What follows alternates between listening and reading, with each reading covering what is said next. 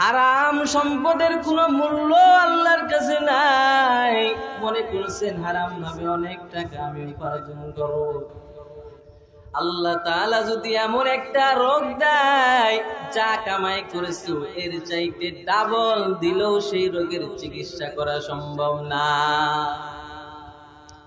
হারাম টাকা, সুদের টাকা দিয়ে বাড়ি বানাইছো, গাড়ি বানাইছো, আর আল্লাহ রাব্বুল আলামিন যদি তোমার একটা কিডনি ড্যামেজ করে দেয়, আল্লাহ তোমার এমন একটা রোগ দিল, বাড়িও বেচা লাগলো, লাশ পর্যন্ত, বাবার জমি জায়গা সব কিছু বেচার পরও চিকিৎসার খরচ জমাইতে পারে না।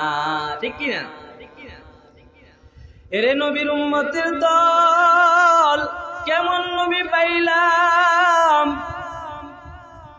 নবী আমার জানা দেয়, قال النبي صلى الله عليه وآله وسلم لو كان لابن آدم واديان من مال لابتغى ثالثا ولا يملأ جوف ابن آدم إلا التراب ويتوب الله على من تاب।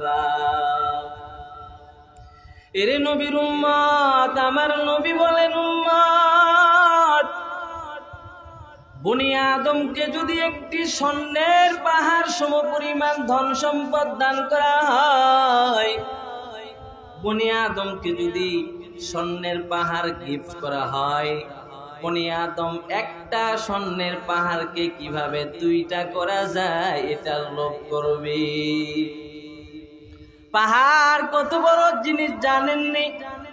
পাহাড়ের যত গভীরতা আছে, যত উঁচু পাহাড় আছে, ওই পাহাড়টা, পুরো পাহাড়টা যদি স্বর্ণে পরিণত হয়ে যায়, বনি আদমের 14 গোষ্ঠী খেয়েও শেষ করতে পারবে নাকি? কথা বলেন। স্বর্ণের একটা পাহাড় যদি আমার উম্মতকে দেওয়া হয়, আমার উম্মত কিভাবে সেই স্বর্ণের পাহাড়টারে দুইটা করা যায়, আমার উম্মত এই চিন্তা চেতনা লোভ মানুষের অন্তরে ঢুকাবে। আবার আমার উম্মতকে যদি দুইটা স্বর্ণের পাহাড় দেওয়া হয়, আমার উম্মত কিভাবে 3টা স্বর্ণের পাহাড় করা যায় এই চিন্তা করবে, এই লোভ করবে। পাহাড়ের কথা বাদেই দিলাম, আজকে যাদের 10 লক্ষ টাকা আছে কিভাবে 15 লক্ষ বানা যায় এই চিন্তা করে কি করে না? কথা বলেন না কেন? এরে নবীর উম্মতের দল, হালাল ভাবে আয় করো, কোনো সমস্যা নাই, তবে হারাম ভাবে যদি আয় করো তোমার টাকার আল্লাহর কাছে মূল্য নাই। আমি বলি নাই সম্পদ উপার্জন করিও না, যত পারো হালাল ভাবে উপার্জন করার চেষ্টা করো। সরকারি চাকরিজীবীর বেতন 40-50 হাজার, মাসে কিভাবে 2 লক্ষ 5 লক্ষ টাকা কামাই করে চিন্তা করেন, আছে না নাই? একজন সরকারি চাকরিজীবীর বেতন 40 থেকে 50 হাজার, 5 লক্ষ 10 লক্ষ টাকা কিভাবে ইনকাম করে? কথা বুঝাইতে পারলাম না মনে হয়। 8 ঘন্টা 10 ঘন্টা ডিউটি করে মাসে 50 হাজার, 1 লাখ টাকা, এটাই তো হাই লেভেলের বেতন। কি বলেন? সেই লোকটা যদি 1 মাস 2 মাস 1 বছরে 10 তলা বিল্ডিং বানায়, তাহলে চিন্তা করেন টাকাটা হালাল পথে উপার্জন করছে না হারাম পথে? কথা বুঝাইতে পারলাম? হালাল ভাবে আপনি যত ইচ্ছা আপনি ইনকাম করেন, কিভাবে? কথা বলেন। হালাল ভাবে, হারাম ভাবে উপার্জন করলে আল্লাহর কাছে গ্রহণযোগ্য হবে না। এজন্য আল্লাহ বলছেন, ওয়ায়াতুবুল্লাহু আলা মান তাবা, কিন্তু আমার উম্মত যারা আল্লাহর কাছে তাওবা করে, আমার আল্লাহ ওই বান্দার তাওবা কবুল করে নেয়। ও আল্লাহ, আগে তো গুনাহ করেছিলাম, আগে অবৈধভাবে অনেক টাকা কামাই করেছি, ও আল্লাহর কামাই অবৈধ পথে করব না, মাফ করে দাও। আল্লাহর কাছে যদি খালেস দিলে মাফ চাই, আমার আল্লাহ ওই বান্দাকে মাফ করে দিবেন। কেন?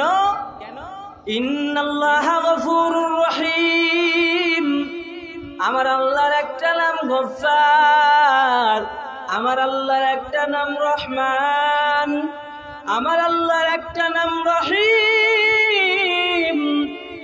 আমার আল্লাহ তো দয়াময়।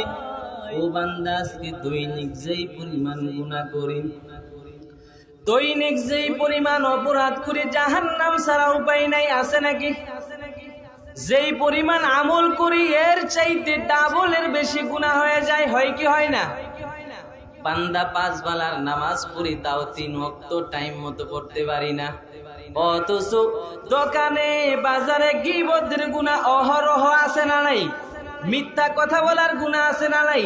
কবিরা গুনাহ আছে না নাই? চোখের জানার গুনাহ আছে না নাই? আল আইনানে জিনাহুমান নাজার। নবী বলেন চোখের জিনা হলো কুদৃষ্টি দিয়ে বেগানা নারীর দিকে তাকানো। অথচ রাস্তাঘাটে বিভিন্ন জায়গায় যখন বাজারে যাই, কত বেগানা নারীর দিকে আমাদের দৃষ্টি পড়ে যায় কিনা? তাহলে গুনার চাইতে আমাদের নেকি কম। তাহলে বোঝা যায় জাহান্নাম ছাড়া উপায় নাই। কারণ আমাদের গুনাহ আর নেকি পাল্লায় ওজন দেওয়া হবে। যদি নেকির পাল্লা ভারী হয় জান্নাত, আর যদি গুনার পাল্লা ভারী হয় জাহান্নাম। কথা বলেন ঠিক কিনা? ভাইরা আমার, অন্তরের কানটা লাগাইয়া শুনো। জীবনে অনেক বয়ান শুনবেন, বান্দা কোন বয়ানটা কার অন্তরে লেগে যায়, কোন বয়ানটা শুনিয়া বান্দার অন্তরটা আল্লাহর দিকে ধাবিত হয়, বলা যাবে না রে বাবা। এজন্য সবাই আমলের নিয়তে শুনবেন। জীবনে অনেক বয়ান শুনেছি, তবে আমলের নিয়তে যদি বয়ান শুনি তাহলে বয়ানটা শুনে লাভ আছে। আমি বয়ান শুনলাম, এক কান দিয়ে শুনলাম আর এক কান দিয়ে বের করে দিলাম, হাজারো বয়ান শুনলেও কোনো লাভ নাই, আছে?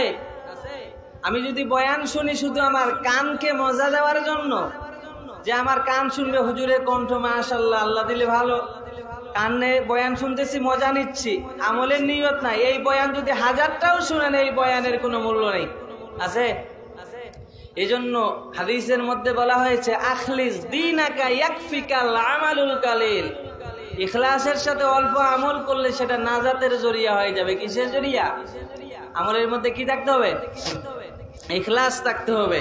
এজন্য বয়ান তো আমরা অনেক শুনি, ইন্টারনেট, ইউটিউব, ফেসবুক, বিভিন্ন জায়গাতে আমরা উলামায়ে কেরামের বয়ান পাই কি পাই না? অনেক বয়ান কিন্তু আমরা শুনি, কিন্তু বাস্তবায়নের নিয়তে আমরা খুবই কম বয়ান শুনি, যে এই কথাটার উপরে আমল করব। হুজুর বলছে ঘুষ খাওয়া হারাম, বাস আগে খাইছি না কি খাইছি এত কিছু দেখার টাইম নাই, এখন থেকে খাবো না, এটা হলো আমল। হুজুর বলছে 5 ওয়াক্ত নামাজ পড়া ফরজ, আগে কি করছি না করছি দেখার টাইম নাই, আজকে থেকে 5 ওয়াক্ত নামাজ পড়বো। হুজুর বলছে রমজানের 30টা রোজা হোক 29টা হোক রাখা ফরজ, আগে কি করছি না করছি দেখার টাইম নাই, এই বছর রমজান থেকে প্রতিটা রোজা আদায় করব। এটাই হলো বয়ানের মূল মাকসাদ, এটাই হলো বয়ানের মূল মাকসাদ। আজকে বয়ান শুনে গেলেন, ফজরের নামাজে আসার কোনো খবর নাই, এই বয়ান আপনার কোনো মূল্য নেই। আপনাকে জিজ্ঞাসাও করা হবে না, এই বয়ান শুনছিলি? আপনার মসজিদের মাঠে বয়ান হয়েছিল, বয়ান শুনেছিলি? আল্লাহ বলবে না। আল্লাহ বলবেন তোমার ওই যে হুজুর বয়ান করলো 5টা জিনিসের হিসাব দাও। কয়টা জিনিসের? 5টা জিনিসের হিসাব দাও।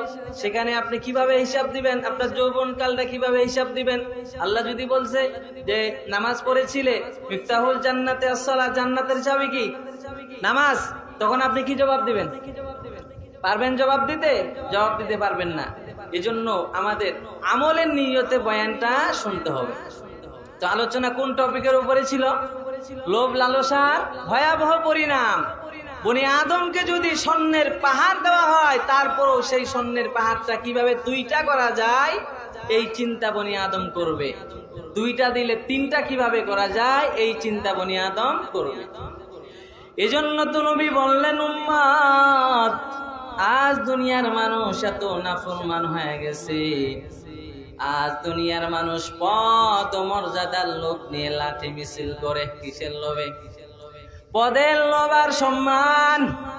আমি সম্মান চাই, পদবি চাই, এলাকার চেয়ারম্যান হতে চাই, এমপি হতে চাই। এই যে পদের লোভ মানুষকে আজকে তার ঈমানটারে নষ্ট করতেছে। কিসের লোভ? পদের লোভ। নেতার কথাই কত মানুষকে মেরেছি, নেতার কথায় নিজের ভাইয়ের উপরে আঘাত করেছি, অথচ নেতা 2-4টা পেঁয়াজ খাওয়াইয়া একটা পদ দিয়ে দিল। কি পদ? সাধারণ সম্পাদক। কোনো কাম নাই। কি সম্পাদক? সাধারণ সম্পাদক। কাউকে যুবলীগের সভাপতি, এইভাবে একটা যে কোনো পদে বসাই দিল। আর কোনো মিটিং মিছিল হলে হেলো যেতে হবে, বাস গেলেন, পেঁয়াজু দাও, বুটমুড়ি দাও, খাইলা, যাও বাড়ি দাও। কি হলো এটা?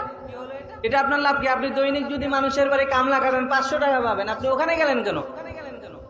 কথা বুঝাইতে পারি নাই মনে হয়। আজকে এই সন্ত্রাসী কর্মকাণ্ডগুলো তো এখান থেকেই হচ্ছে, গ্যাং থেকেই হচ্ছে। সন্ত্রাসী কর্মকাণ্ড কোথায় থেকে হচ্ছে? গ্যাং থেকে হচ্ছে। এজন্য তো রাসূলুল্লাহ বলছেন, উম্মত পদের লোভ করবি না, সম্মানের লোভ করবি না। আল্লাহ যাকে সম্মান দিবেন এমনিতেই দিবেন, যাকে অসম্মান করবেন শাহী মর্যাদাপূর্ণ জায়গা থাকলেও আল্লাহ পাক তাকে অসম্মান করবেন। এটা দেখাই দিয়েছেন। ফেরাউন ছিল বাদশাহ, আল্লাহ পাক তাকে মুসা নবীর সাথে বেয়াদবি করার কারণে নীল দরিয়ায় চুবিয়ে মেরেছেন। মারছেন কি মারেন নাই? কারণ মুসা নবীর সাথে বেয়াদবি করেছিল, কারণকে মাটি এমন ভাবে গ্রাস করা করলো, মাটির নিচে কারণ চলে গেল, কোনো খবর নেই। অথচ কারুনকে আল্লাহ এত সম্পদ দান করছিল, কয়েকটা উট মিল কারুনের গুডাউনের চাবিগুলো বহন করার ক্ষমতা রাখতো না। আল্লাহু আকবার, কি পরিমাণ সম্পত্তি ছিল। এরে নবীর উম্মতের দল, কথাগুলো বোঝানোর জন্য বলছি রে ভাই, আমলের নিয়তে বয়ানটা শুনবেন, অন্তরে পদের লোভ রাখবেন না। এলাকার পাড়া প্রতিবেশী দেখে লোভ করবি না, বড় লোক দেখে লোভ করবি না। বড় লোকের বাড়ি ভালো ভালো খাবার হচ্ছে, এই খাবারের লোভ করবি না। তুমি যেই পজিশনে আছো এই পজিশনে শুকরান লিল্লাহ, আলহামদুলিল্লাহ বলবা। হাদিসের মধ্যে নবী জানায় দেয়, উম্মত তুমি যেই পজিশনে আছো তোমার চাইতে যদি উপরের পজিশনের দিকে তাকাও তোমার ভিতরে অহংকার আসবে। আর যদি তুমি যেই পজিশনে আছো এর চাইতে নরমাল পজিশনের দিকে তাকাও তাহলে তোমার জবান থেকে শুকরান লিল্লাহ বের হবে। কারণ আল্লাহ আমাকে এই হালত রাখছে, আজকে আপনাদের সামনে বয়ান করতেছি, অথচ আমার মতো কত মানুষ রাস্তার ধারে ধারে চিরা কাপড় পরে মাথার তার ছিঁড়ে গেছে, পাগল হয়ে রাস্তার ধারে ধারে ভিক্ষা করে, কি করে না? আমার মতো সুস্থ মানুষ, আমার মতো দেহ আর মাংসে গঠন করা একজন মানুষ, কিন্তু আল্লাহ পাক মাথার একটা ব্রেনের তার ছিল, তার ছিঁড়ে দিছে। আজকে বান্দার কাপড়ও ঠিক নাই, অথচ অনর্গল ইংলিশে কথা কয়, ঠিক কিনা? রাস্তার বিভিন্ন জায়গাতে দেখবেন বিভিন্ন পাগল ইংরেজিতে কথা কয়, অথচ আল্লাহ পাক মাথার একটা তার রে খালি পাকা করে দিছে, বিদায় বান্দার অবস্থা আজকে এই অবস্থা। আর আপনাকে আমাকে আল্লাহ কত সুন্দর অবস্থায় রাখছে, জান্নাতের বাগানে বসে আছে, সুবহানাল্লাহ। এজন্য তো নবী আমার জানায় দেয়, উম্মত পদের লোভ করবি না। পদের লোভ কেমন খারাপ জিনিস জানোনি? রাহমাতাল লিল আলামিন বলেন, ক্বালান নবী সাল্লাল্লাহু আলাইহি ওয়াসাল্লাম, মা জিবান জাইয়ান উরসিলা ফি গনামিন বিআফসাদা লাহা মিন হিরসিল মারই আলাল মাল ওয়াশরাফি লিদিনিহি। রাখালবিহীন কোন ছাগলের পালে, রাখালবিহীন কোন ছাগলের পালে যদি 2টা ক্ষুধার্ত নেকড়ে বাঘকে ছেড়ে দেওয়া হয়, গভীর রাতে যখন রাখাল বাড়িতে চলে গেছে, ফোয়ারের মধ্যে 100টা ছাগলের পাল আছে, ক্ষুধার্ত 2টা নেকড়ে বাঘকে ছেড়ে দিলে ছাগলের যেমন কোনো অস্তিত্ব থাকবে না, একটা ছাগলকেও যেমন খুঁজে পাওয়া যাবে না। দুনিয়ার মানুষ যদি কারো পথ দেখে লোভ করে, দুনিয়ার মানুষ যদি কারো সম্পদ দেখে লোভ করে, ওই বান্দার ঈমানের অবস্থা এর চাইতে আরো খারাপ হয়ে যাবে। বলেন নাউজুবিল্লাহ। এজন্য আজকের এই মাহফিল থেকে বলতে চাই, ও যুবক পদের লোভ করবা না রে ভাই, মানুষের সম্পদ দেখে লোভ করবা না, বড় লোকের দামি দামি গাড়ি দেখে লোভ করবা না, অন্যের সম্পদ দেখে লোভ করবা না। আল্লাহ তোমাকে যা দান করেছেন দৈনিক এর উপরে শুকরিয়া আদায় করবা, কারণ যারা শুকরিয়া আদায় করে আমার আল্লাহ নিয়ামত বাড়ায়া দেয়। এরে নবীর উম্মতের দল, সাহাবা একরাম কেমন ভাবে তাদের জীবন গঠন করেছেন, দুনিয়ার মায়া মহব্বত তারা কিভাবে ত্যাগ করেছিলেন রে বাবা, জানেননি? আল্লাহর নবীর একজন সাহাবী ইয়াহইয়া ইবনে সাঈদ হাদিস বর্ণনা করে বলেন, আন্না রাসূলুল্লাহ সাল্লাল্লাহু আলাইহি ওয়াসাল্লাম রাগ্গাবা ফিল জিহাদ ওয়া যাকারাল জান্নাহ। আল্লাহর নবী সাল্লাল্লাহু আলাইহি ওয়াসাল্লাম ভরা একটা মজলিস, ভরা মজলিসে নবী আমার সাহাবা একরামকে জিহাদের উৎসাহ প্রদান করেন। ও সাহাবা একরাম, মুশরিকদের বিরুদ্ধে জিহাদে যাও, কাফেরদের বিরুদ্ধে জিহাদে যাও। নবী বললেন যারা জিহাদে যাবে তারা জান্নাতি, সুবহানাল্লাহ বলেন। ও সাহাবা একরাম, যদি জিহাদে যাও আল্লাহ রাব্বুল আলামিন তোমাদেরকে জান্নাত দান করবেন। ওয়া রাজুলুম মিনাল আনসার ইয়াকুলু তামারাতিন ফি ইয়াদিহি, একজন আনসারী সাহাবী রাসূলুল্লাহর এই কথাটা শোনার পর পাশে একজন আনসারী সাহাবী কিছু খেজুর হাতে নিয়ে খেজুরগুলো খাচ্ছিলেন। এমতো অবস্থায় যখন রাসূলুল্লাহ বললেন, ও সাহাবা একরাম তোমরা জিহাদে যাও, সাহাবীটা খেজুরগুলো হাত থেকে ফালাইয়া দিবে না, খাবে। এখন সাহাবীটা চিন্তায় পড়ে গেলেন কি করা যায়। ফাকালা ইন্নী লাহারিসুন আলা দুনিয়া ইন জালাস্তু হাত্তা আফরুগা মিনহুন্না। সাহাবীটা বললেন, ও দুনিয়ার মানুষ, এখান থেকে শিক্ষা নেন। সেই সাহাবীটা বললেন, খেজুরগুলো খাইতে 2-4 মিনিট সময় হয়তো বা আমার লাগতে পারে। আমি মনে করব এই খেজুরগুলো খাওয়া পর্যন্ত যদি আমি সময় নেই তাহলে প্রমাণিত হবে আমি দুনিয়া লোভী। আল্লাহু আকবার বলেন। কথা কিছু বুঝছেন আপনারা নাকি শুধু বয়ানেই শুনতেছেন? সাহাবীটা রাসূলুল্লাহ যখন বলছেন এই জিহাদে যাও জান্নাত পাবি, কি পাবি? জান্নাত পাবি। একজন আনসারী সাহাবী খেজুর খাচ্ছিলেন রাস্তায় দাঁড়িয়ে দাঁড়িয়ে। সাহাবীটা মনে মনে ভাবলেন খেজুরগুলো খাইতে তো 2-4 মিনিট সময় লাগবে, এই সময়ও যদি আমি অপেক্ষা করি মনে করব আমার ভিতরে দুনিয়ার লোভ ঢুকে গেছে। আল্লাহু আকবার। আর আমাদের অবস্থা কি? খেতে পানি নিচ্ছে, আজান দিছে, তো শেষ হবে, তারপর আস্তে ধীরে যাই পড়বো। মানে বুঝেন না কথা মনে হয়? আমার ভাষার সাথে আপনাদের ভাষা কি ম্যাচিং খাচ্ছে না? হ্যাঁ শুনেন তাহলে। তো সাহাবীটা বললেন খেজুরগুলো খাইতে তো 2-4-5 মিনিট সময় লাগবে। এখন 2-4-5 মিনিট সময় যদি আমি লেট করে দিই তাহলে ভাববো আমার ভিতরে দুনিয়ার লোভ ঢুকে গেছে। তার মানে রাসূল বলছে জিহাদে যাও জান্নাতে যাবি। খেজুর সাহাবীটা ফারমা মা ফি ইয়াদিহি, হাতের খেজুরগুলো জমিনে ছিটিয়ে দিলেন। হাতের খেজুরগুলো জমিনে ছিটিয়ে দিয়ে সেই সাহাবীটা ভিড়ের মধ্যে জিহাদে ঢুকে বললেন। জিহাদের মধ্যে লড়াই করতে করতে শাহাদাত বরণ করে জান্নাতে ঢুকে গেলেন। চিন্তা করা যায়? এরাই ছিল সাহাবা একরাম। আর আমার আপনার ঈমান তো টাকাই বিক্রি হয়ে যায়। এই কি অবস্থা? বলে সিনেমায় যাবি? চলো। তো যাবো না, তোমার খরচ আমি দেবো, চলো তাহলে যাওয়া যায়। কথা বুঝে না মনে হয়? অথচ আমার আপনার ঈমান আজকে ইহুদি এবং খ্রিস্টানেরা মুসলমানদের ঈমানগুলোকে কিনে নিচ্ছে, টাকার বিনিময়ে বাড়ি করে দিচ্ছে, চাকরি দিয়ে দিচ্ছে, এর বিনিময়ে তাদেরকে নাস্তিকে পরিণত করছে। অথচ মুসলমানের সন্তান আজও নীরব, তারা বুঝতেই পারে না। কথা বুঝাইতে পারি নাই? এই জন্য সাহাবীটা বললেন ফারমা মা ফি ইয়াদিহি, তারাই তো নিজের জীবন গঠন করেছেন। খেজুরগুলো ফেলে দিয়ে তারা আল্লাহ রসুলের ডাকে জিহাদে শরীক হয়েছেন। আল্লাহর রহমতে জিহাদ করতে করতে শাহাদাত বরণ করেছেন। আল্লাহর রহমতে শহীদ হয়ে জান্নাতে খেলা করছেন। সুবহানাল্লাহি ওয়া বিহামদিহি। এরে নবীর উম্মতের দল, এই লোভ আজ আমাদেরকে ক্ষতির মধ্যে ফেলে রেখেছি। লোভের কারণে আজকে আমরা বড় ভাইকে অত্যাচার করি, জুলুম করি। লোভের কারণে আজকে আমাদের ফ্যামিলিদের মধ্যে মিল মহাব্বত নাই। 1 হাত জায়গা আমি নাই খাইলাম। কথা বুঝে না মনে হয়? আপনাদের এদিকে মনে জমি জায়গা নিয়ে ভেজাল নাই? 1 হাত জমি নাই খাইলাম, সমস্যাটা কি? আল্লাহ তো আরো 10 হাত দিছে। এই 1 হাত 1 টাকার জমি নিয়ে মারামারি করতে করতে 2 জন মেডিকেল নগদ মরে গেল। কি হলো এখানে? হলো কি?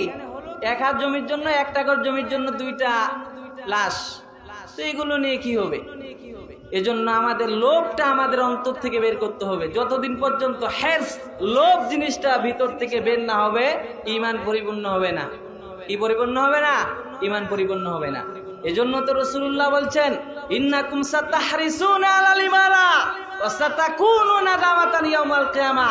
অচিরেই তোমাদের মধ্যে কিছু লোক এ কথা বলবে, আমাকে পদ দাও, পদ দাও, পদ দাও, পদ দাও, আর কিয়ামতের দিন এই পদটা অনুতাপের কারণে। আমি আজকে নেতা হয়ে গেলাম, আমি আজকে চেয়ারম্যান মেম্বার হয়ে গেলাম, অথচ 10 জন মানুষের খোঁজ খবর নিতে পারলাম না, তাহলে আমার নেতা হয়ে লাভ কি? জনগণের যদি আমি খোঁজ খবর নিতে না পারি, আমার নেতা হয়ে লাভ কি? কাল কিয়ামতের ময়দানে যদি আমার আল্লাহ বলে, ও চেয়ারম্যান সাহেব, আমি তো তোমাকে সম্মান করে একটা পদ দিছিলাম এলাকার মানুষদের দেখাশোনা করার জন্য, কার ঘরে খাবার নাই খাবার দাও, কার ঘরে কাপড় নাই কাপড় দাও, কার ঘর নাই টিন নাই তাদেরকে ঘর আর টিন দিয়ে সহযোগিতা করো, কার ঘরে চাউল নাই চাউল দাও, কার ঘরে ডাউল নাই ডাউল দাও, এগুলো দেখার জন্যই তো চেয়ারম্যান বানাইছি। কিভাবে তুই মানুষকে দেখাশোনা করেছো?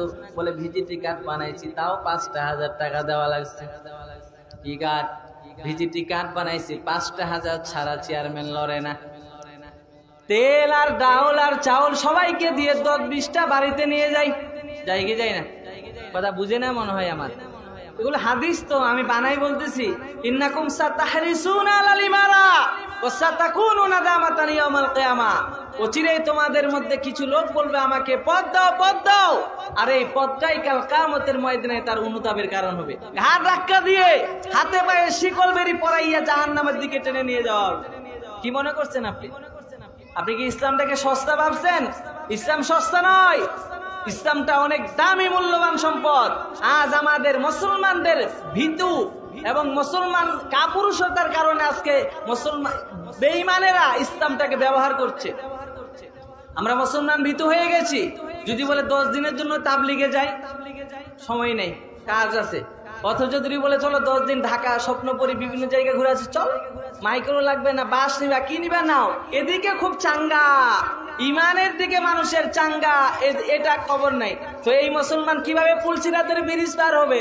শুনেছি, আমরা আলেম ওলামা বয়ানও করেছি, পুলসিরাতের ব্রিজ নাকি চুলের চাইতে চিকন হবে, ছুরির চাইতে বেশি ধার হবে। তো এমন কঠিন এই ইমান নিয়ে বান্দা কি সেই ছুরির উপর দিয়ে যাইতে পারবে? কথা বলে না কেন? পারবে? এজন্য ইমানটা চাঙ্গা লাগবে। কি লাগবে? ইমান চাঙ্গা লাগবে, আমলটা লাগবে ইখলাস ওয়ালা আমল। আমার কুরবানির গরু এলাকার শ্রেষ্ঠ গরু, আমি নিয়ত করার কারণে আপনার কুরবানি শেষ হবে না, আদায় হবে না। যদিও হাদিসের মধ্যে বলছে যে কুরবানির পশু মোটা তাজা দেখে কিনো, ঠিক আছে কিনবেন। আমার গরু সেরা গরু কেন বললেন? আমার গরু এলাকার সবচাইতে দামি কেন বললেন? এই নিয়তের কারণে আপনার কুরবানি শেষ। কথা বুঝাইতে পারলাম? এজন্য রাসূলুল্লাহ বলছেন, নেতৃত্বের কারণে কাল কিয়ামতের ময়দানে বান্দা আফসোস করবে, কেন চেয়ারম্যানিতে গেছিলাম? এমনি তো আল্লাহ 20 বিঘা সম্পদ দিছিল, এগুলো খাইলে ঠিকা দিলে বসে বসে তো বছরে 5 লাখ টাকা পাইতাম। কি জন্য চেয়ারম্যান দাঁড়াইলাম? কি জন্য মেম্বারিতে গেলাম? খামাখা 2-4টা টাকার জন্য কাল কিয়ামতের ময়দানে আফসোস করবে। কিন্তু তোমার লাভ হবে? কথা বলেন, কোনো লাভ হবে না। এজন্য রাত গভীর হচ্ছে, আলোচনা বেশি লম্বা করব না। মোহতারাম হাজিরিন, শুধু এতটুকুই বলছি, লোভ লালসতা আমাদের অন্তর থেকে বের করতে হবে। কি বের করতে হবে? লোভ লালসতা আমাদের অন্তর থেকে বের করতে হবে। এজন্য রাসূলুল্লাহ আমাদের জানায় দেয়, উম্মত ইহজারুদ দুনিয়া ফাইন্নাহা আসহারু মিন হারুত ওয়া মারুত যানিকা ইউফাররিকানে বাইনাল মারই ওয়া যাওজিহি ওয়াহাদিহি তুফাররিকু বাইনাল আবদি ওয়া রাব্বিহি।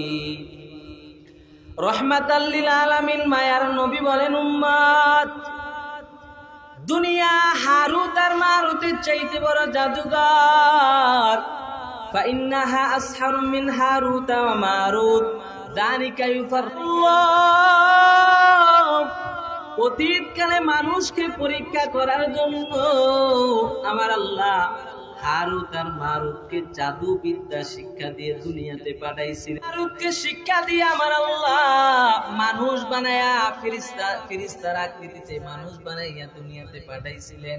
আবার আমার আল্লাহ দুনিয়ার মানুষদের ফরমান জারি করে দিলেন, ও দুনিয়ার মানুষেরা, তোমাদের জন্য জাদুবিদ্যা শিক্ষা করা হারাম, জাদুবিদ্যার সাহায্যে জাদু টনা করাও তোমাদের জন্য হারাম। দুনিয়ার মানুষ জাদু টনা করতে পারবা না, সেহের করতে পারবা না, তোমাদের জন্য এটা হারাম করেছে কে? কথা বলেন। এদিকে হারুত আর মারুত যখন জাদুবিদ্যা শিক্ষা করে দুনিয়ার জমিনে নামলেন, দুনিয়ার মানুষ হারুত আর মারুতের কাছে জাদুবিদ্যা শিখার জন্য গেলেন। হারুত আর মারুত তো দুইজন ফেরেশতা, তারা জানে, দুনিয়ার লোক তো আর জানে না। এইবার হারুত আর মারুত বলে, ও ভাইজান, এই জাদুবিদ্যা শিক্ষা করা তোমার জন্য ক্ষতির কারণ হয়ে যাবে, জাদুবিদ্যা শিক্ষার তোমাদের কোনো প্রয়োজন নাই। এরপরও যারা দুনিয়া লোভী ছিল, সম্পদ লোভী ছিল, এই মানুষগুলো হারুত আর মারুতের কাছে জাদুবিদ্যা শিক্ষা করা পাইনা ধরেছিল। কারণ আমার আল্লাহ তো জানেন, দুনিয়ার মানুষকে পরীক্ষা করার জন্য আমার আল্লাহ বিভিন্ন সময় বিভিন্ন স্তরে আমার আল্লাহ জায়গা বিশেষ আমার আল্লাহ ফেরেশতা নিয়োগ করে দিয়েছেন। এইবার দুনিয়াদার মানুষগুলো হারুত আর মারুতের কাছে বলেন, হারুত, আমাদেরকে জাদু বিদ্যা শিখা দেন। হারুত আর মারুত এবার জাদু বিদ্যা শিখা দিল। এই জাদুর ব্যাপার হারুত আর মারুত জাদু বিদ্যা শিক্ষা করে। এইবার দুনিয়ার যত স্বামী স্ত্রী আছে, স্বামী স্ত্রীর মধ্যে জাদু টনার সাহায্যে স্বামী স্ত্রীর মাঝে বিচ্ছেদের দেওয়াল তৈরি করে দাও। খালি স্বামী আর স্ত্রীর মাঝে তালাক আর তালাক, তালাক আর তালাক, একটা সংসারও টিকে না। এমন জাদুবিদ্যা শিক্ষা গ্রহণ করে মানুষ। এইবার যুবক এই জাদুবিদ্যার সাহায্যে অহরহ ঘরে তালাকের বিচ্ছেদ তৈরি করলো। আমার নবী রহমাতান লিল আলামিন জানায় দেয়, উম্মত, এই দুনিয়ার লোক হারুত আর মারুতের চাইতে বড় ভয়ঙ্কর জাদুকর। কারণ হারুত আর মারুতের জাদু দুনিয়ার স্বামী আর স্ত্রীর মাঝে বিচ্ছেদের দেওয়াল তৈরি করে দেয়। আর আমার আল্লাহ রাব্বুল আলামিন এই দুনিয়ার এত লোভ, এই দুনিয়ার লোভের কারণে আজ বান্দা আল্লাহ আর বান্দার মাঝে বিচ্ছেদের দেওয়াল তৈরি হয়ে গেছে। মুয়াজ্জিন জোহরের আযান দেয়, অথচ মানুষ এখনো ভুট্টা খেতে পারি নাই। যদি বলে ভাইজান আযান হয়ে গেছে, নামাজে যাও, বলে পানিটা নেই, এখনো সময় আছে, পরে যাব। এই যে দুনিয়ার মহাব্বত ঢুকে গেল, সম্পদের মহাব্বত ঢুকে গেল, টাকার মহাব্বত ঢুকে গেল, সে কারণে বান্দাস সময় মতো নামাজেও যাইতে পারে নাই। আল্লাহর নবী তো এজন্য বললেন যে হারুত আর মারুতের চাইতে ভয়ঙ্কর জাদুঘর হলো দুনিয়ার লোভ। এই দুনিয়ার লোভের কারণে আজ মানুষ আল্লাহকে ভুলিয়া গেছে। আগের যুগের আল্লাহর ওলি, তিনটার দিক গভীর যখন রাত, দুনিয়ার সব মানুষের দরওয়াজা যখন বন্ধ, সব মানুষ যখন আরামের ঘুম ঘুমায়, এমন সময় আল্লাহর ওলিরা গভীর রাতে শীতকালে কম্বল গুলো ফালাইয়া ঠান্ডা পানি দিয়ে ওযু বানাইয়া আল্লাহর ওলিরা তাহাজ্জুদের নামাজে পড়ে আল্লাহর কাছে কান্দে, ও আল্লাহ, এলাকার মধ্যে যত গুনাহগার আছে সব আমাদের ফসল, ও আল্লাহ, আমরা বেশি আমল করতে পারি না, এজন্য দুনিয়ার গুনাহগার। আল্লাহর ওলিরা তাহাজ্জুদের নামাজ পড়ে আল্লাহর কাছে দামি হয়ে গেছেন, অথচ আমরা তাহাজ্জুদের তো খবর নাই, ফজরের নামাজ কেমনে চলে গেল কোনো খবর নাই। ও যুবক, ফজরের নামাজ কতদিন কাজা করেছো তোমার খবর নাই, আবার কখন রাতের গভীরে তুমি ঘুমাইয়া গেছো, কানের মধ্যে হেডফোনটা লাগাইয়া গানের আওয়াজ, এই গান আর বাজনার আওয়াজ নিয়ে তুমি ঘুমাইয়া গেছো। ওদিকে যদি আমার আল্লাহ রাব্বুল আলামিন তোমার হায়াতের সমাপ্তি ঘটায়া দেয়, ও বান্দা, আজকে তোমার হায়াত শেষ হয়ে যাবে। এই গভীর রাতে কানের মধ্যে যখন গানের হেডফোন, এমন সময় যদি আজরাইল আইসা তোমার জানটা কবজ করেন, আল্লাহ না করুন, তাহলে এই বান্দার ঠিকানা কোথায় হবে বলেন? কথা বলেন। ও নবীর উম্মত, পায়ে অন্তরের কানটা লাগাইয়া শুনেন, আল্লাহ রাব্বুল আলামিন দুনিয়ার মানুষকে জানায়া দিলেন, লোভ লালসতা থেকে বেঁচে থাকো। কি থেকে? লোভ থেকে বেঁচে থাকো, লোভ করবা না। কারণ লোভেই সমস্ত আমল নষ্ট করতে পারে। লোভ কি করে? সমস্ত আমল নষ্ট করে দেয়। এজন্য তো নবী বললেন, ইহজারুদ দুনিয়া ফাইন্নাহা আসহারু মিন হারুত ওয়া মারুত।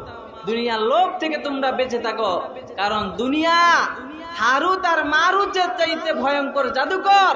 হারুত আর মারুত তো স্বামী স্ত্রীর মাঝে বিচ্ছেদের দেওয়াল তৈরি করে। আরে একজন স্ত্রী গেলে আরো 10 জন স্ত্রী আসবে। কিন্তু বান্দা এবং আল্লাহর মাঝে যদি বিচ্ছেদের দেওয়াল তৈরি হয়ে যায়, বান্দা যদি আল্লাহকে ভুলতে ভুলতে এমন অভ্যস্ত হয়ে যায়, এখন শুক্রবারের নামাজেও বান্দা আসে না, শুধু ঈদে আসে। কিসে? ঈদের নামাজে আসে। 2 বছর পর দেখবেন ঈদেও আর আসে না। এই যে আল্লাহ আর বান্দার মাঝে বিচ্ছেদের দেওয়াল তৈরি করলো কিসে? দুনিয়ার লোভ, দুনিয়ার সম্পদের লোভ, সন্তানের লোভ, স্ত্রীর লোভ। এই লোভের কারণে এই বান্দা আজকে আল্লাহ আর বান্দার মাঝে দেওয়াল তৈরি হয়ে গেছে। কথা আর লম্বা করবো না, একটি ঘটনা বলেই আজকের আলোচনা শেষ করবো। এরপরে মুনাজাত করে ইনশাল্লাহ আমরা বিদায় নিব। সম্মানিত উপস্থিতি, সাহাবায়ে একরাম কিভাবে দুনিয়াকে বিসর্জন দিয়েছেন, কিভাবে তারা দুনিয়াকে বিসর্জন দিয়েছেন একটু চিন্তা করা দরকার। হযরত ওমর রাদিয়াল্লাহু তাআলা আনহু, যিনি অর্ধজাহানের বাদশা ছিলেন, ইসলামের দ্বিতীয় খলিফা ছিলেন, ওমর রাদিয়াল্লাহু তাআলা আনহুর ব্যাপারে এমনও কথা আসছে, রাসূলুল্লাহ বলেন, আনা খাতামুন নাবিয়্যিন লা নাবিয়্যা বাদি, আমি শ্রেষ্ঠ নবী, আমার পরে কোনো নবী আসবে না। লাউ কানা বাদি নাবিয়্যুন লাকানা ওমর, আমার পরে যদি আল্লাহ কাউকে নবী বানাইতেন আমার ওমর নবী হয়ে যাইত। সুবহানাল্লাহ। এই উমর রাদিয়াল্লাহু তাআলা আনহু রাসূলুল্লাহকে হত্যা করার জন্য আসলেন, অথচ রাসূলুল্লাহকে নিজের গর্দান দিয়ে দিলেন। সুবহানাল্লাহ। ইসলাম গ্রহণ করলেন, ইসলামের শক্তি আরো মজবুত হয়ে গেল। উমর রাদিয়াল্লাহু তাআলা আনহু যখন ইসলাম ধর্ম গ্রহণ করলেন, বাইতুল মাল থেকে খলিফা যখন নিযুক্ত হলেন, ইসলামের আবু বকরের ইন্তেকালের পরে খেলাফতের মসনদে যখন উমর ইবনুল খাত্তাব রাদিয়াল্লাহু তাআলা আনহু বসলেন, তখন খেলাফতের মাল থেকে, বাইতুল মাল থেকে তার একটি বেতন নির্ধারণ করে দেওয়া, কি বেতন নির্ধারণ করে দেওয়া হলো। সেই বেতনটা উমর রাদিয়াল্লাহু তাআলা আনহুর সংসার চালাতে খুবই কষ্ট হচ্ছে, অন্য সাহাবারা বুঝছে, কিন্তু উমর কখনো বলেন নাই যে আমার বেতন বাড়াও। চিন্তা করছেন?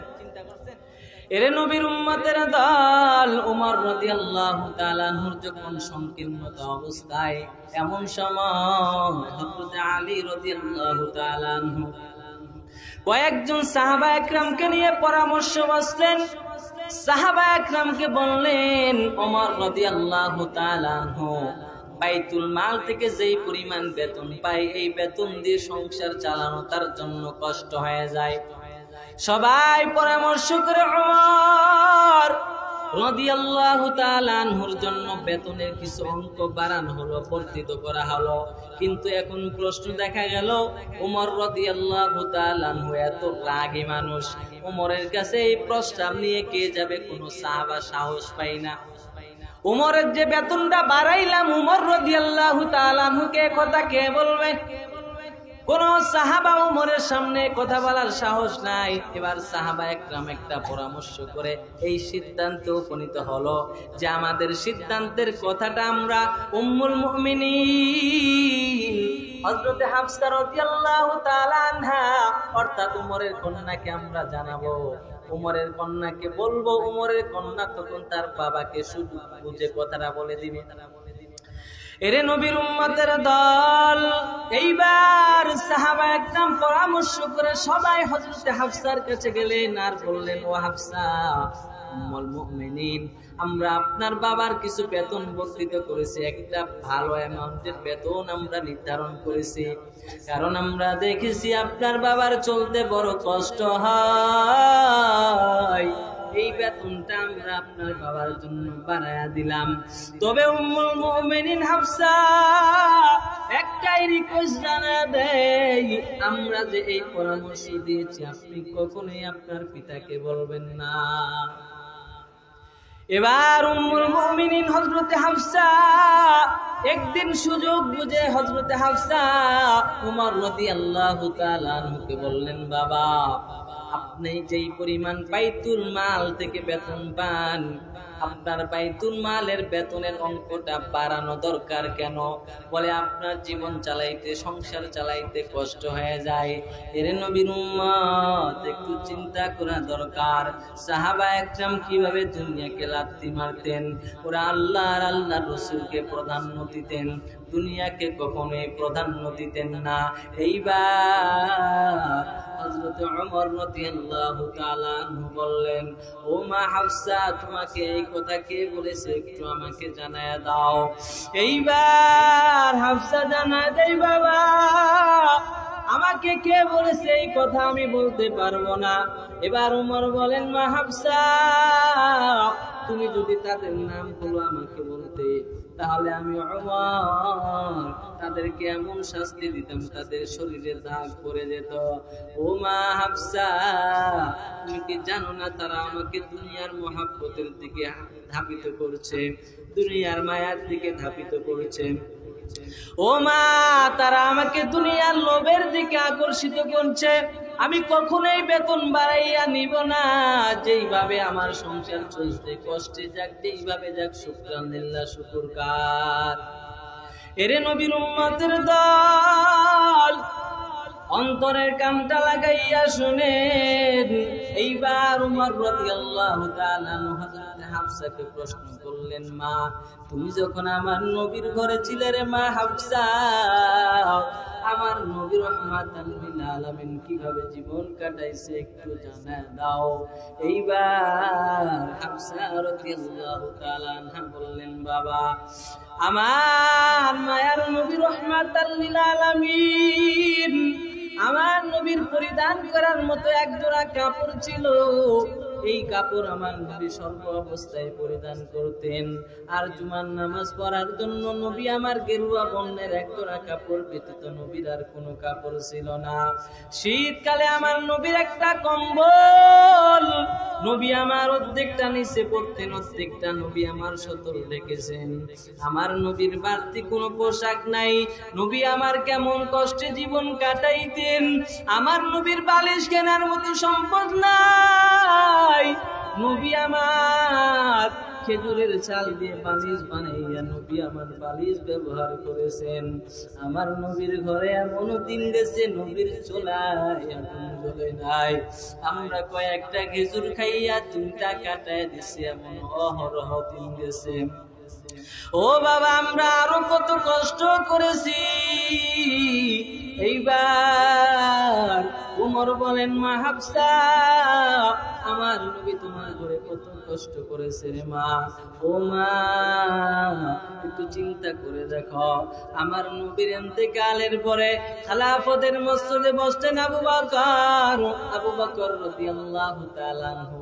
আমার নবী যেই তরিকায় চলেছেন, আবু বকর সেই তরিকায় চললেন রে বাবা। আমার নবীর পুরোপুরি অনুকরণ করেছেন নবীর সাহাবী আবু বকর। নবী আমার সারাটা জীবন ৬৩ বছরের জিন্দেগিতে যেইভাবে চলেছেন, ওইভাবে আবু বকর অনুকরণ করলেন। আবু বকরের ইন্তেকালের পর আমার নবী রাহমাতাল লিল আলামিনের সঙ্গে আবু বকরের মুলাকাত। আবার এখন আমি ওমরের চোখ চলে আসলো। আমি ওমর এখন বড় ভয় পাই। আমি ওমর যদি বেতন বাড়াইয়া আমার সংসারটা আরো উন্নত ভাবে চালাই। আমার নবীর তরিকা একদিন খাইতেন, একদিন রোজা রাখতেন। আমার নবী কত সময় ক্ষুধার তাড়নায় পেটে পাথর বেঁধেছেন। আমার নবী কত কষ্টে জীবন কাটাইছেন। ও আম্মা জানেরা, অন্তরের কানটা লাগাইয়া শুনিন। ঘরের মধ্যে একটু খাবারের অভাব হলে স্বামীর বদনাম করেন। ও মা, আপনার স্বামী এই প্রচন্ড রৌদ্রের ভিতরে নিজে খেয়ে না খেয়ে কঠোর মেহনত করে আপনার স্বামী সারাটা দিন কাজ করে 500 টাকা বেতন পাই রে মা। আর যখন বাজারে বেগটা স্বামীর হাতে দিয়ে বলেন তেল লাগবে, তরকারি লাগবে, স্বামী যখন বাজারের বেগটা নিয়ে বাজারে যায়, 500 টাকার নোটটা দোকানদারের হাতে দিতে দেরি, 500 টাকার নোটটা শেষ হতে দেরি হয় না। কারণ বাজারে এখন 500 টাকার কোনো মূল্য নাই রে মা। ও মা, আপনার স্বামী রৌদ্রের বেলায় এত কষ্ট করে মেহনত করেন, আর আপনি আপনার আপনার স্বামীর সুনাম না করিয়া বদনাম করেন। জীবনে যতদিন আমার স্বামীর ঘরে আছি কোনোদিন আমার স্বামী আমাকে ভালো মন্দ কিছু খাওয়াই নাই, প্রয়োজন মোতাবেক কোনো খরচও টাইম মতো দিতে পারে নাই। অথচ আপনার স্বামীর এই কষ্ট যদি নিজের চোখে দেখতেন, ও মা, আপনি কখনো স্বামীর বদনাম করতে পারতেন না। এরে আল্লাহর বান্দা যুবক, আমার নবী কিভাবে জীবন কাটাইছেন চিন্তা করা দরকার। নবীজির মেয়ে ফাতেমা রাদিয়াল্লাহু তাআলা আনহা কিভাবে জীবন কাটাইছেন চিন্তা করা দরকার। সাহাবা একরাম খেয়ে না খেয়ে ইসলামের বিজয়ের জন্য চেষ্টা করেছেন। আজ আমার নামাজের খবর নাই, রোজার খবর নাই, যাকাতের খবর নাই, এলাকার গরিব মানুষের খোঁজ খবর নেওয়ার খবর নাই। এরে নবীর উম্মত, তুমি তোরের কানটা লাগাইয়া শুনবেন। এইবার ওমর রাদিয়াল্লাহু তাআলা আনহু বললেন, ও মা হাফসা, আবু বকর আমার নবীর তরিকায় চলার কারণে আমার নবীর সাথে জান্নাতে চলে গেলি, আর আমি ওমর যদি বেতন বাড়াইয়া সংসারটা উন্নত বানায় নেই, আমি ওমরের তরিকা পরিবর্তন হয়ে যাবে। কারণ আবু বকর গরিবী হালতে জীবন যাপন করেছেন, আমার নবী গরিবী হালতে জীবন যাপন করেছেন। আমি নবী যদি একটু ভালোভাবে জীবন যাপন করি তাহলে আমি ওমরের তরিকা পাল্টে যাবে। আর আমি ওমরের তরিকা যদি পাল্টে যাই, আমি ওমরের মঞ্জিল জায়গাও পাল্টে যেতে পারে। আমার নবীর সঙ্গে আবু বকর জান্নাতে চলে গেছেন, আমি ওমরের তরিকা যদি পাল্টে যাই আমিও তো জাহান্নামে চলে যাব। ও নবীর উম্মত, কি পরিমাণ সাহাবা একদম চিন্তা করেন। ঈদের দিন হযরত ওমর দরওয়াজা লাগাইয়া কান্না করেন। এক সাহাবী বলেন, খলিফাতুল মুসলিমিন ওমর, ঈদের দিন আনন্দের দিন, ঈদের দিন সবাই আনন্দ করে উল্লাস করে মজা করে। ও খলিফাতুল মুসলিমিন ওমর, আপনি কেন ঈদের দিন দরওয়াজা লাগাইয়া কান্না করেন? এর নবীর উম্মত, এইবার ওমর বললেন, ও ভাই, ঈদের দিন তো তাদের জন্য আনন্দের দিন যারা রমজান মাসে আমল করছে আল্লাহর কাছে কবুল হয়ে গেছে, রোজা রাখছে আল্লাহর কাছে কবুল হয়ে গেছে। আমি ওমরের তো অন্তরে বড় ভয়, বড় ভয়। আমি ওমর রমাদান মাসের রোজাগুলো রাখলাম, আমি ওমর তারাবির নামাজ আদায় করলাম, আমি ওমরের রমজান মাসের রোজাগুলো আদায় হয়েছে কিনা, আল্লাহর কাছে কবুল হয়েছে কিনা, আমি ওমরের ভাই। এর নবীর উম্মত সাহাবা একজন কি পরিমাণ চিন্তা করতেন। আর সংসারে একটু অভাব দেখা গেলে সুদের মতো খারাপ জিনিসের আশ্রয় গ্রহণ করি, ধৈর্য ধারণ করার মতো শক্তি আমাদের নাই। ও এলাকার যুবক, এজন্য বলি রে ভাই, তাকওয়ার নীতি অবলম্বন করেন, আল্লাহ অন্তর থেকে বের করে দেন। মা বাবার সেবা করে যদি কবরে যেতে পারেন, আল্লাহ তাআলা মা বাবার সেবার কারণে জান্নাত দান করবেন। এরে নবীর উম্মত, কথা লম্বা করার কোনো সুযোগ নাই। পায়ে হাত রেখে বলি রে ভাই, জীবনে যতদিন বেঁচে থাকবেন 5 ওয়াক্ত নামাজ আদায় করে চলবেন, নবীর তরিকায় চলবেন, মা বাবার সাথে কোনোদিন খারাপ ব্যবহার করবেন না। মা বাবার চোখের পানি যেন তোমার ব্যবহারের কারণে না আসে, কারণ মা বাবার পায়ের নিচে তোমার বেহেশত। রেদার রব্বি ফি রেদাল ওয়ালিদ। ও দুনিয়ার সন্তান, মা বাবার সন্তুষ্টি আমার আল্লাহর সন্তুষ্টি। আল্লাহ যদি নারাজ, মা বাবা যদি নারাজ হয়, আল্লাহ নারাজ হয়ে যাবে। এজন্য বলি ভাইজান, আল্লাহর কাছে বলেন, হে মালিক, যা আমল করবো আমলের মধ্যে ইখলাস দান করে দেন, আমলগুলো কবুল করে নেন। কাল কিয়ামতের ময়দানে আমাদের আমলনামাগুলো ডান হাতে দেন রে বাবা। আর জীবন অন্যায় করব না, তাওবার নিয়ত করিয়া মা বাবারে কষ্ট দিব না, এই নিয়ত করিয়া জীবনে যা করেছি করেছি আর গুনাহ করব না, এই নিয়ত করিয়া খাঁটি তাওবার নিয়তি দুটো হাত উঁচু করে আল্লাহকে দেখাও। আল্লাহ আর জীবনে অন্যায় করব না, আর গুনাহ করব না, আর মা বাবারে কষ্ট দেব না রে আল্লাহ। আলহামদুলিল্লাহি রাব্বিল আলামিন ওয়াসসালাতু ওয়াসসালামু আলা সাইয়্যিদিল আমবিয়াই ওয়াল মুরসালিন ওয়া আলা আলিহি ওয়া আসহাবিহি আজমাইন। اللهم اجعلني في عين صغيرة وفي